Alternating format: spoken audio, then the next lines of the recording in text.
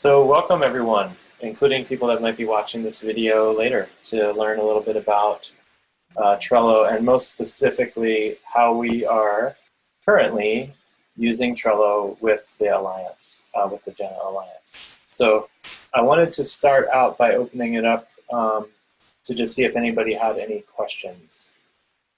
And it seemed like so far there weren't any questions presented in the advanced piece, but I just want to open that up still, if there are any. Okay. So I don't have questions. No? Okay. All right, so what will happen is that questions will probably come up once I start to move through a little bit of a tour. So the idea is I'm going to start a tour, and then you can interrupt me at any time, because I will try to remember to pause and ask, but feel free to interrupt, because it's mostly, this is for the collective intelligence aspect of being together and being here to co-sense. Natalia and I had a really good session where we made some improvements on the current use of this board, and I will start just by giving a little context, and then we'll drop into it. So Trello can be used a lot of different ways, and that's one of its main benefits, but it's also sometimes one of the things that is a shortcoming for it if it's not entirely clear how everyone is using it together. So right now, and today, I'll show a couple different ways to use it, but basically start with the basics here. We have lists at the top. These vertical columns are called lists. If we wanted to create another one, we would just add another one here on the end. We would just add a list. If we wanted to change the name of a list, we would click on it and just type the new name for it. Sorry, I'm getting ahead there to the card. So the lists are also dynamic and can be moved around. So we could move the lists around. Okay? You just click on it and drag it. Oh, and we knew that Cynthia was going to only be here for the beginning of the call, and she's already familiar with all this, so that's great. So we have these lists that we started. This board is called Alliance Accountabilities, and this is the one that we created on the last day of the spring gathering at La Cité in an effort to collect our intentions of action, the things that we were going to keep moving on. And so we collectively created this board there. That's where it started. And the Alliance Accountabilities, we created different categories in the form of these lists, and they have since evolved a little bit. We have onboarding, admin, staff, events, data sharing, bioregional mapping, online presence, marketing and outreach, budget, funding, fundraising, and co-generative projects and contributions, and then completed and archived cards. So the primary ways that Trello works is that you have these lists, which are the vertical columns, and then you have cards, which are here on. Just like the lists can be moved around, the cards can be moved around in order on the list they're in, but also across lists. So you can move them around, and the way that you move them around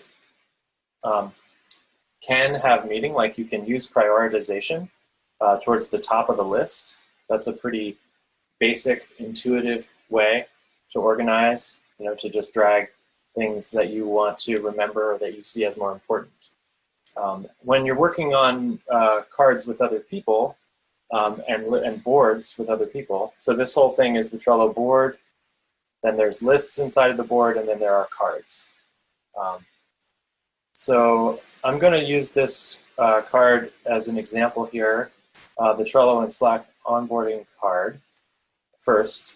So when you click on a card, it brings up this, this view.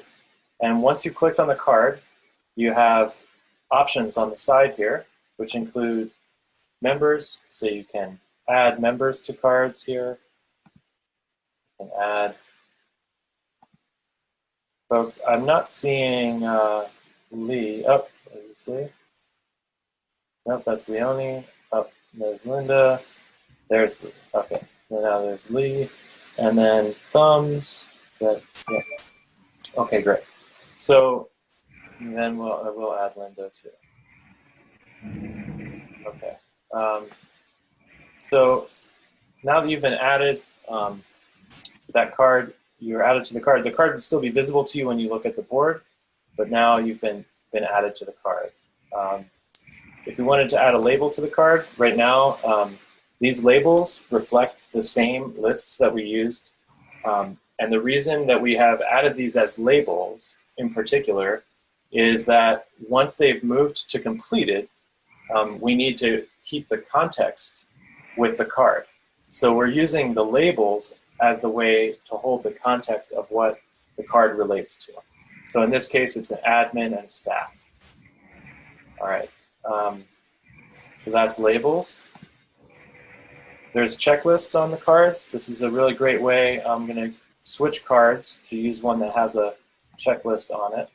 And just to try and cover a few things at the same time, I'm going to move over to a completed card that has a checklist on it. And it has a number of things. This is a really good card to use as an example. Okay, so this card has a label, data sharing, and it has members indicating who's active on the card, and it has a due date. The due dates can be set here by just clicking on due date, and it can be removed, and it can be marked as done, as it is marked.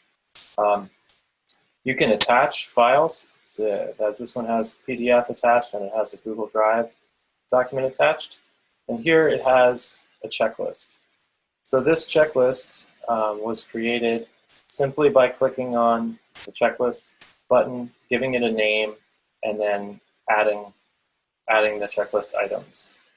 The checklist items can be dragged up and down too, and to change the order. They can be toggled, done or not done. And there's a progress bar on the list for the checklist, for each checklist. So you can use checklists as a way to create inside. So basically, the universe of this card itself includes other to-do list actions and task lists inside of the card.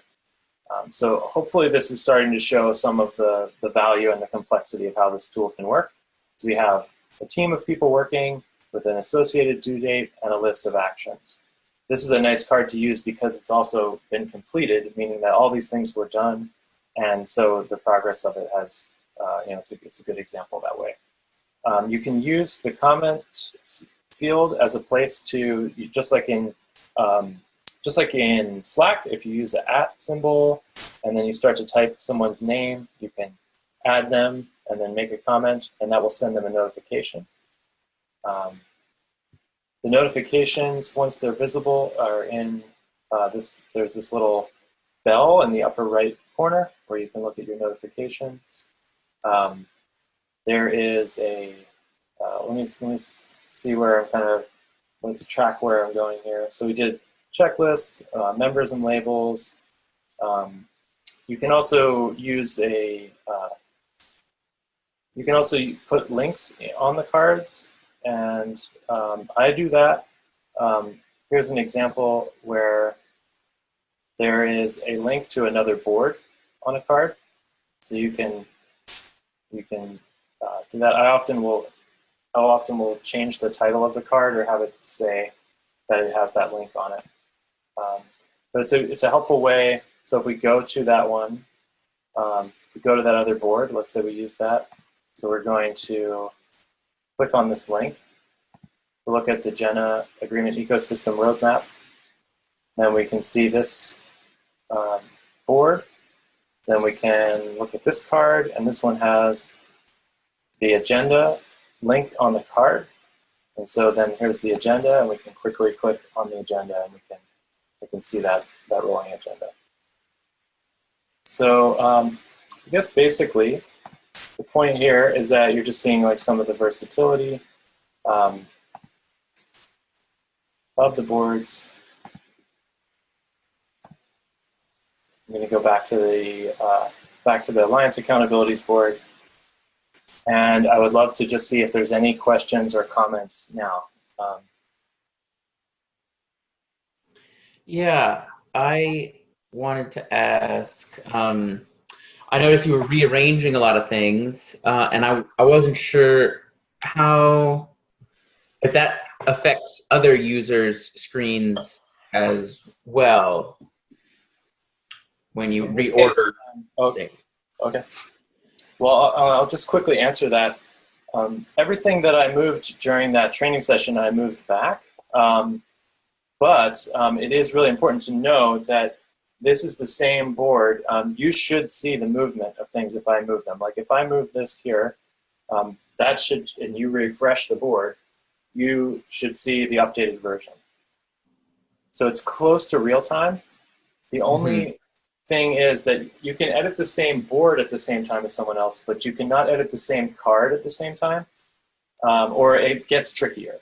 It's best to not be completely simultaneously working on, like for example, a checklist inside of a card.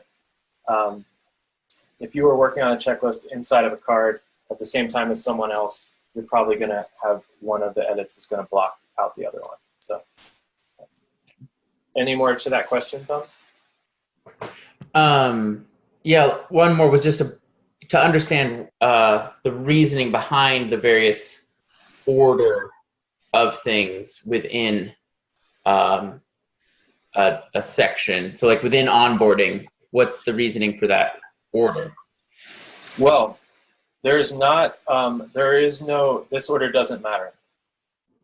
It actually, these are just tasks in here. But what I mentioned was that one might prioritize them vertically.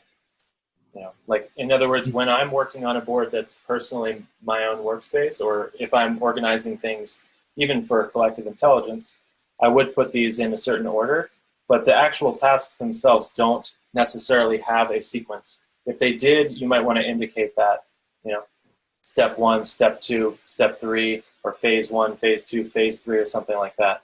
The vertical orientation is less of the context, unless it's ascribed overtly. And thank you. And you had mentioned you could do, I believe it was due dates for the various cards. Is there a way to just see the due date so you can kind of, without having to open each one, figure out what is the next most pressing issue? Yeah, there are a few different ways. From the menu, you can filter the cards. So this is a whole next set of features. So we'll cover this in this part. Okay. Are there any other questions on what I already talked about, though, as far as the cards and lists? Lee? Just the very top thing there, Jenna Alliance, free, team visible, elegant. What's all that stuff? Okay, great. So this is the name of the board. This is the fact that the board is starred so that it shows up in my favorites, so that it's easier for me to find it. This indicates which team the board belongs to, because I have boards with 5 different teams. It shows that the account is a free account. It's not a paid account with Trello. And then this means that it's visible to the whole team. And then here is the team.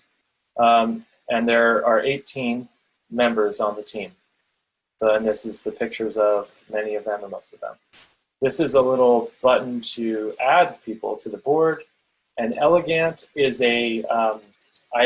I'm going to probably pay for it, and it's one of the ones that gives a really nice due date view of the Gantt. It's a Gantt system, so it will show all of the cards in a Gantt view. Yeah. This is a link to Google Drive, and then it's probably a good segue into this next section. Here is the menu. This is where we would change the background. This is where if you have a paid account, you can add other features. I actually don't use stickers, and I'll just keep it simple, and we'll go to filter cards next. So we can filter these cards by due dates,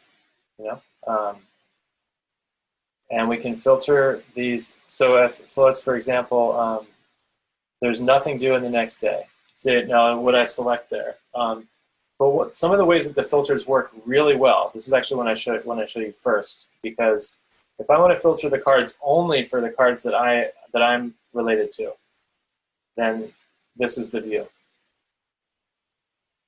And then we have, and so there's completed cards, there's cards that aren't completed, and there's all of these various ones, but that's not, that's me with that on there.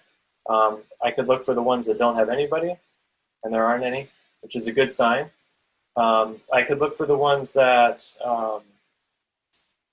more of that myself and Cynthia are both on. Toggling that on and off. I think that's working.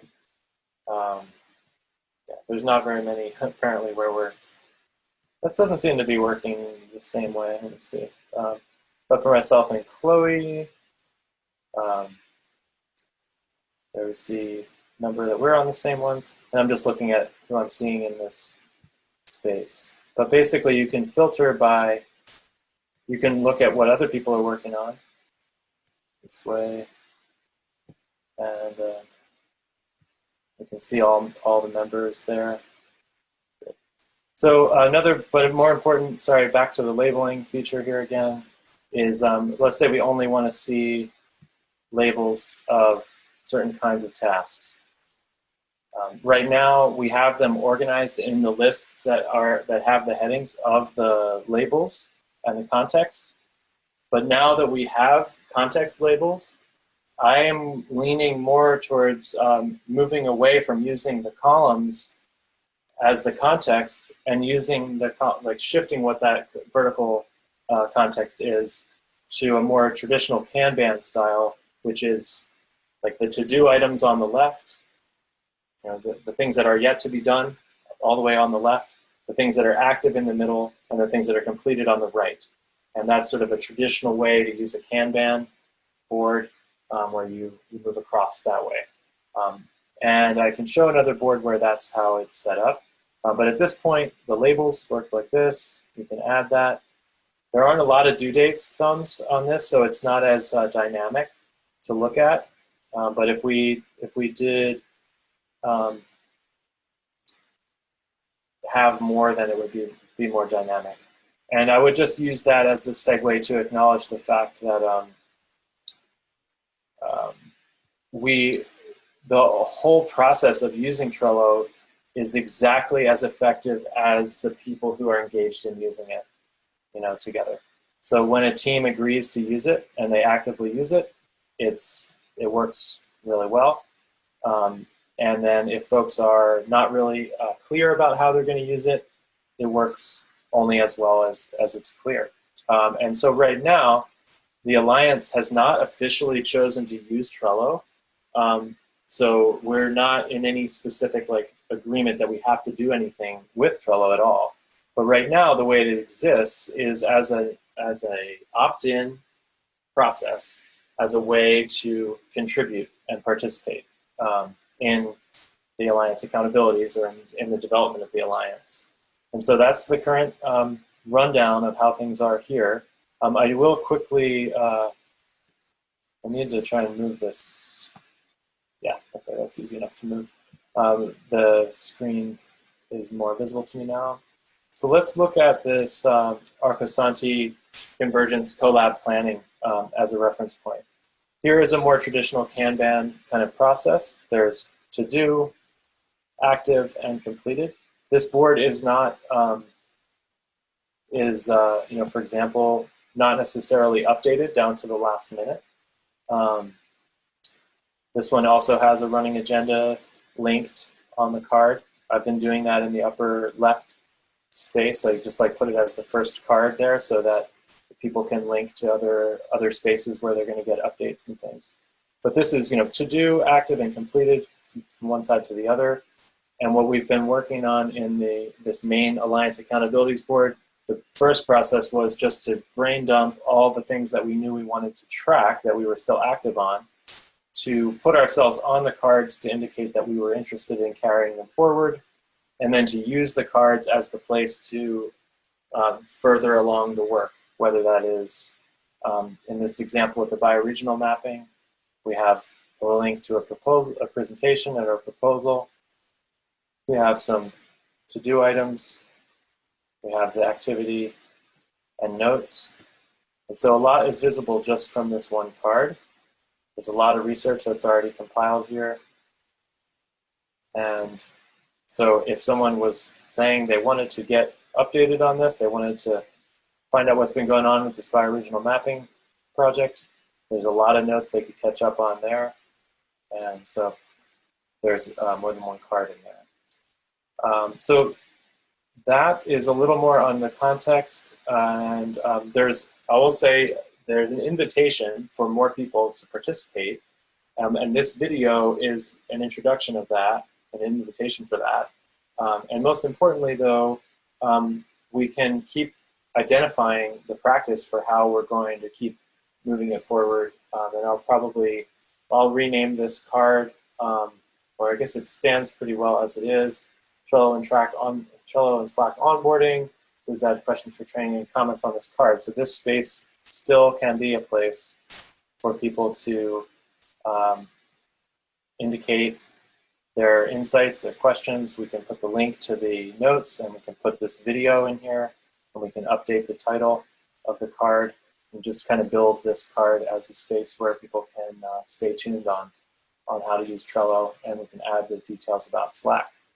And one other card that feels important to mention is the contribution tracking card, and the link to the spreadsheet is here. So if folks are going to be getting more involved in working with the Alliance and putting time in, we want people to be able to make their time visible to each other by using this contribution tracking sheet. And currently it is being used by a few people, and in particular Natalia and Cynthia have been using it significantly. But for myself, I have the intention to update it with other efforts. And there's a way that you can kind of work back also from reviewing completed cards. Folks could go through and look at their cards and review their actions that way, and then add them to the contribution tracking. And we have the contribution tracking in this co-generative project space, partly because the goal along the way is to be able to track the inputs and the efforts that everyone is making and the impact that they're making, and then be able to share the benefits from that as well, or to give access to different things, and to, in general, create some expression of the thriving of our participatory commons through this participation in Trello and participation in this form of contributing to building and co-creating our future. So are there any other questions or comments? Yeah, thank you so much. It makes a lot more sense now. And I want to just, as I start contributing to it, I want to do it within the, I don't know if it's a protocol or kind of the way we're doing it. And so I noticed that with the bioregional mapping cards, like you showed, there was, within the notes for that was kind of nice, maybe summaries, like bullet point summaries, kind of streaming. And then on other ones, it looked like you did more of a link to a Google Drive that was kind of rolling note taking. And I wasn't sure if these are different styles, and if we're going to do more of one or the other. Yeah, it's a good question. Because the use of a running agenda document for Google is really more useful as a place to keep notes. And so any notes that are written out as comments on the Trello card, if it's an ongoing process, should probably be copied and pasted into the Google Doc also. Because the process, there's a yes and to that, but there is a nuance there, and it has more to do with the working style and the duration of the project. So for the bioregional mapping one, it's a very complex example. I really like this card as an example of just the complexity. But you'll see that a number of these links, like most of these things probably are duplicated to the notes already. and then it's one of the projects would be to kind of go back and make sure. But several of these links are research elements, different mapping examples and project examples. And so when you look through these, they may be in the notes already, and that would be a style that I think is useful. But it really depends on how actively the people who are working together are using Trello. And protocol is exactly the right word. And the reality is that we get to create the protocols together. So I'm defining some very loose protocols here for how to use Trello, and inviting more protocols to be offered up. And I think it is in the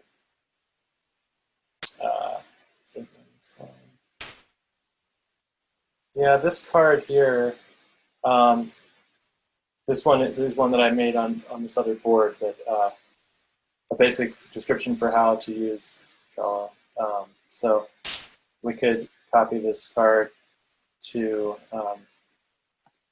oops, I'm going to copy this card to, I have to move the video out of the way, pardon me. So we're going to move it to the accountabilities and add it to the admin and staff board and put it in position 1 and create that card. So now we can double check our work, make sure it's there, go to the accountabilities and outline of the process for managing tasks. So then we're just going to give this a label. And so now this card exists here as well. So there are, that's one of the other ways that you can use Trello to, copy cards or move cards from one board to the other. You can move things around like that. But I would say that this card can also be the place to develop the protocols, so I can just update this here and say, let's develop the protocols for using Trello together here.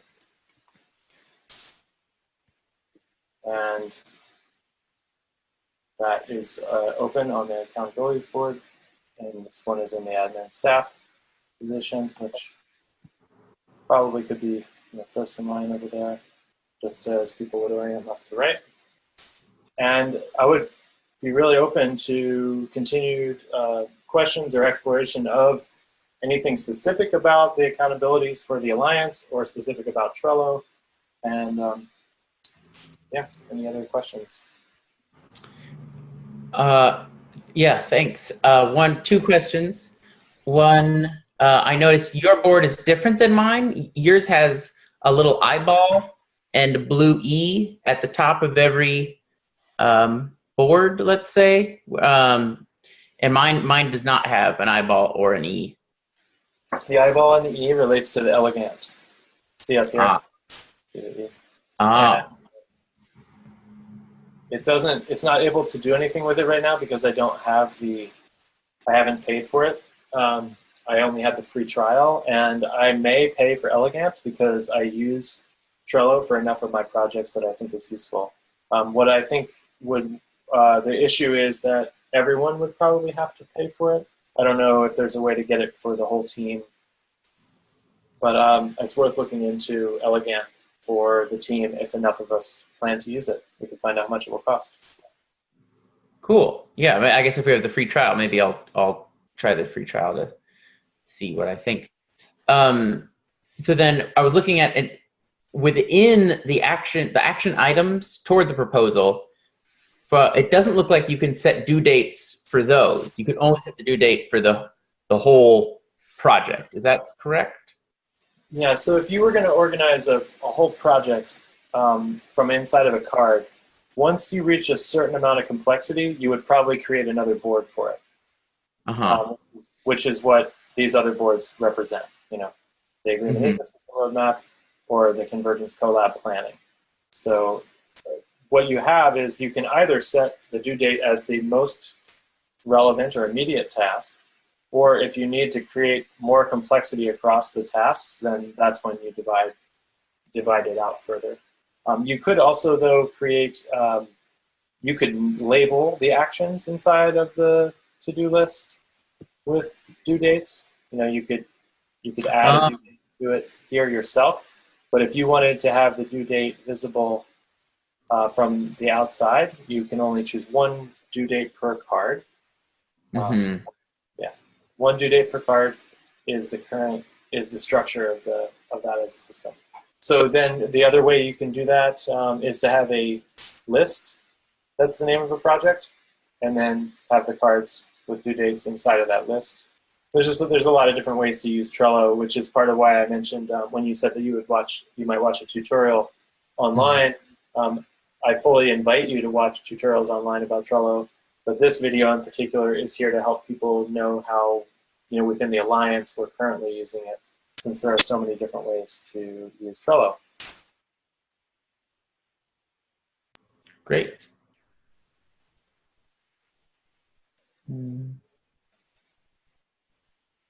I'll pass them to Lee.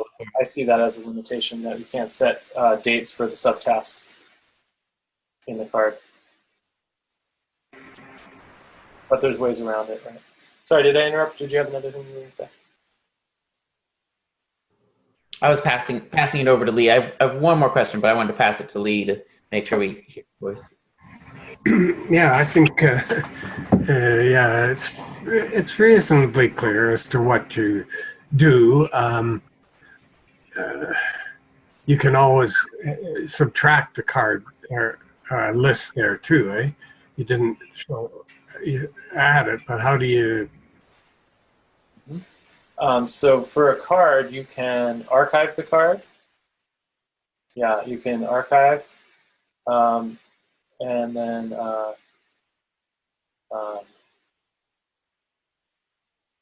wait a second. Okay, then you could delete it if you actually wanted to. But now I'm going to need to undo. Let's see. I'll undo that action later, but I can undo that in a moment.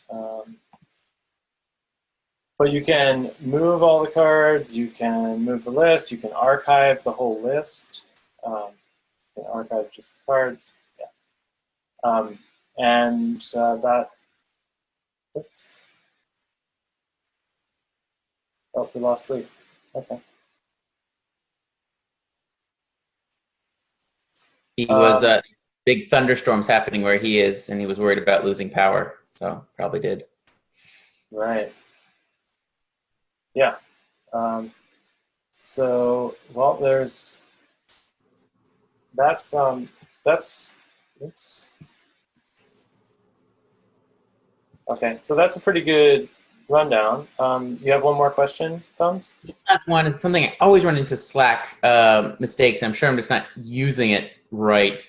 Is either when I create new channels or new groups, I found it strange that I have to invite every single person one by one to them.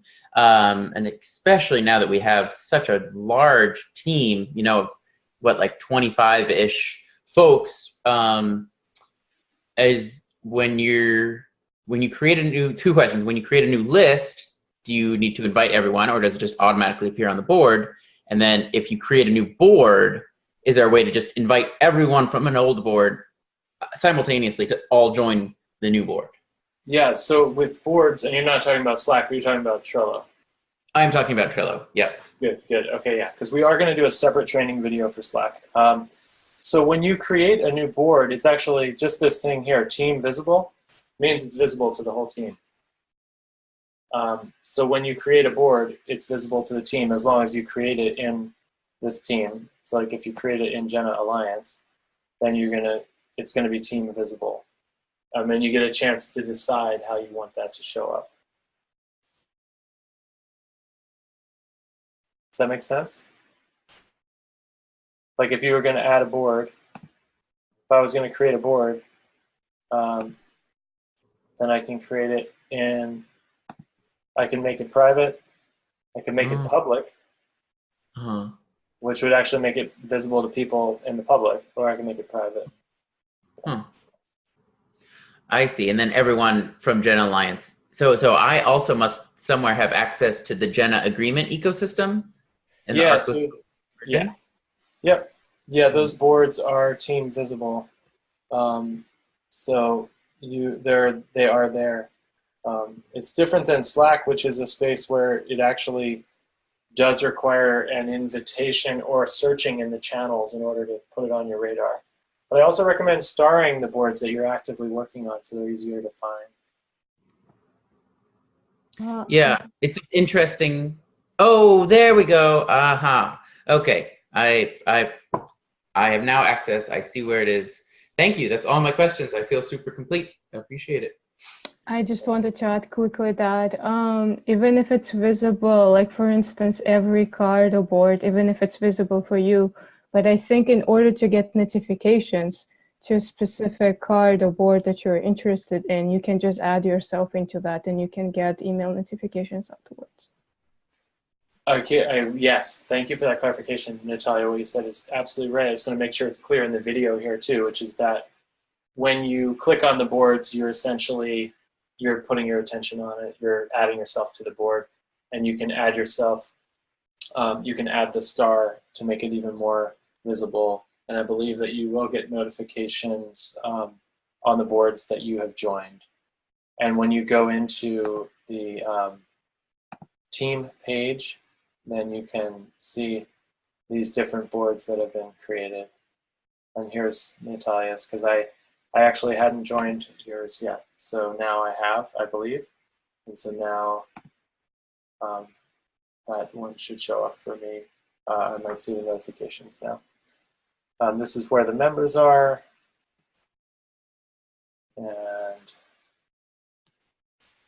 settings and so on.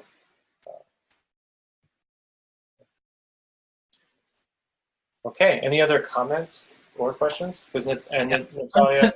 One, the notifications is super important, I find, for making sure I'm up to date.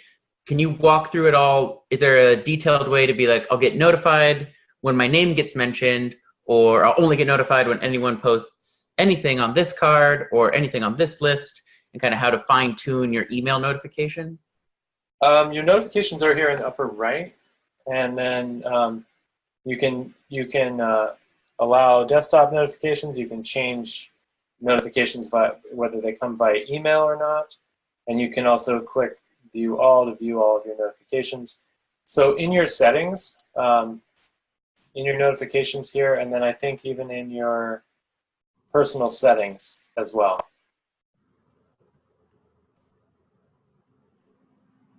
So you have a whole menu inside for your settings here too.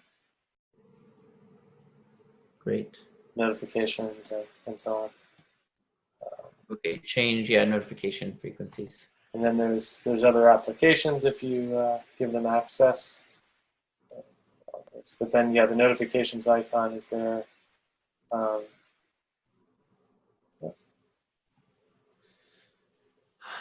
Yeah, well, this is a pretty robust session. I think anybody that was watching the video might have gotten bored a couple different times, but hopefully they would have gotten a lot of information too. So would either of you like to make any other comments or questions before we wrap it up?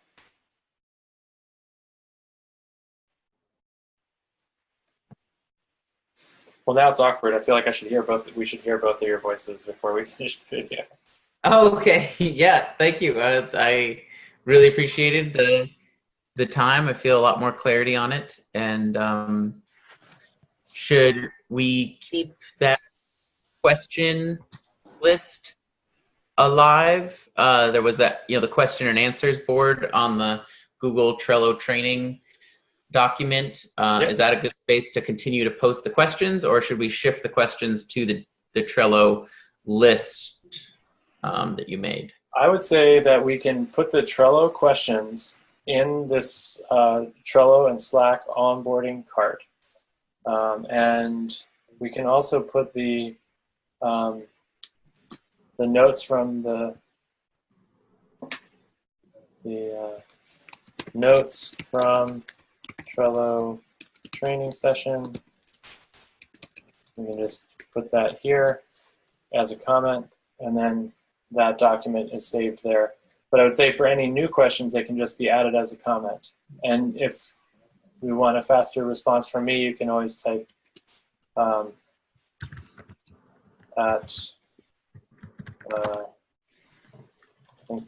I guess I can't notify myself. I guess that makes sense, but you can do that. You could add it to me. But I would say, yes, comments there. And then also suggested protocols or insights. I think having 2 cards is not overly redundant. One's for questions and one is more for kind of the detail of the process.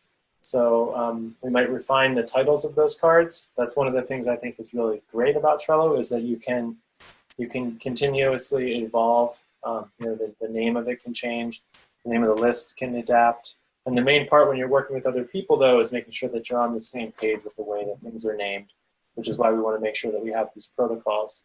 One thing that we might start to do is identify a lead or a champion on a card, and that's something we might add to the description. For now, I think we're doing the work as teams, and when you add yourself as a member to a card, you're joining into that process. And then if there's enough people on a card where it seems more important to have someone take the lead, that's when we can start to indicate that in the description. And quickly, just to clarify, the description is this first part on the card. And then, of course, there's checklists and all the other features that were described.